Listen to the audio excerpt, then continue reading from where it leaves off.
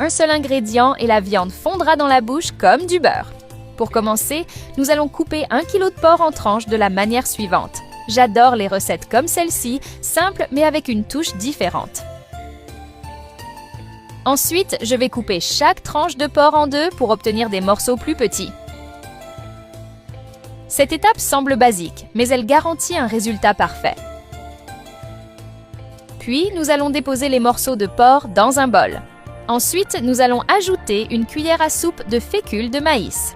Crois-moi, le résultat est incroyable. Maintenant, je vais aussi ajouter une cuillère à café de sel, une demi-cuillère à café de poivre noir, une cuillère à café de paprika et une cuillère à café d'ail en poudre. Avec la main, nous allons bien mélanger pour que le porc soit bien enrobé d'assaisonnement. Et avant que je n'oublie, dis-moi de quelle ville tu me regardes pour que je t'envoie une salutation spéciale. La salutation d'aujourd'hui va pour Élodie Bernard de Lyon, France.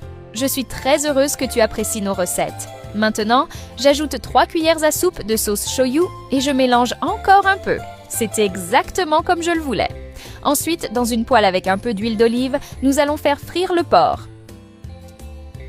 Pendant ce temps, j'imagine déjà la réaction de ceux qui vont goûter cette recette et rien que ça me motive énormément. Après quelques minutes, nous allons retourner le porc pour dorer l'autre côté aussi. Je suis sûre que cette recette deviendra un classique chez toi, impossible de la faire une seule fois.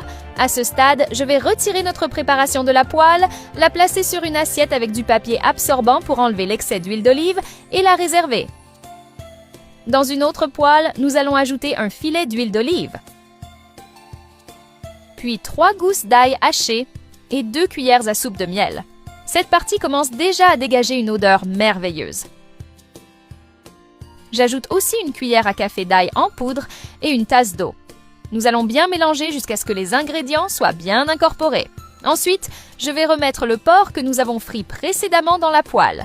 J'ai découvert cette recette par hasard en essayant d'utiliser quelques ingrédients que j'avais à la maison et ce fut une si belle surprise qu'elle est devenue l'une de mes préférées. Maintenant, nous allons couvrir et laisser cuire pendant 15 minutes. Après ce temps, nous allons retirer ce délicieux porc de la poêle et le placer sur une assiette. Regarde ça, ça donne déjà envie d'y goûter. Ensuite, je vais saupoudrer du sésame à volonté par-dessus et ajouter quelques feuilles de basilic à volonté. Il y a des recettes qu'on fait juste pour tester et sans s'en rendre compte. Elles deviennent une habitude. Pour moi, celle-ci, c'était exactement ça. Je l'ai faite sans attente particulière. Et maintenant, chaque fois